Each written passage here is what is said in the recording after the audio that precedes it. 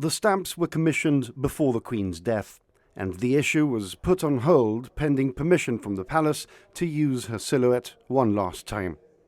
As a result, they could become rather valuable in time.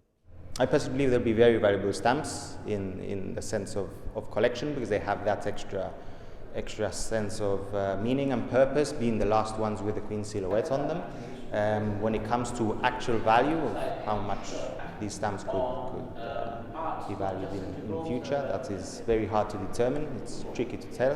The stamp will need to be on sale for a number of years and see how it trades in the secondary market. But so my inclination is that they will be valuable, being the last ones to be issued with the Queen's silhouette. But again, it's very tricky to know, and only time will tell.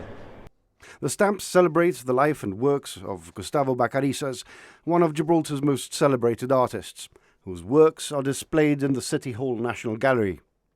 Bacarisas was born in Gibraltar, but he lived in Paris, Rome, Seville and Buenos Aires during his life and was bestowed some prestigious accolades, including an honorary professorship of the University of Seville. He was the first person to be granted the freedom of the city of Gibraltar in 1961.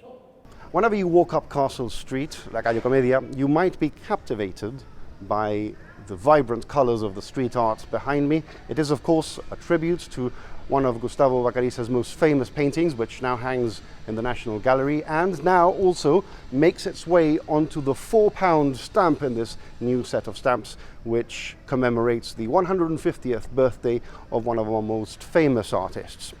And to tell you more about that painting and the reasons why they all made their way onto these stamps is someone who knows a little bit more about art than I do. It was never an easy job, because obviously we've got a whole variety of artworks when it comes to Gustavo Bacarisas. But I think for us it was important perhaps to focus on Gibraltar. So that was the initial shortlist, as it were, looking at images perhaps that depicted Gibraltar or would have a relevance to the rock and the community. Obviously Fleet of the Bay was donated by Gustavo's wife Elsa posthumously to the people of Gibraltar to hang in the City Council, which is what is the Mayor's Parlour today. Then we have a scene perhaps less known, it's one that was recently acquired to the collection as well, of the upper town looking from Main Street as well. And then we have Gustavo's portrait in profile. And then we have one of the lunettes as well, which is part of the series that's now quite popular with regards to street art and those figures which are dotted around Gibraltar, which obviously has that traction with tourists and locals alike. The next set of stamps to be issued will be in November and will bear the silhouette of King Charles III.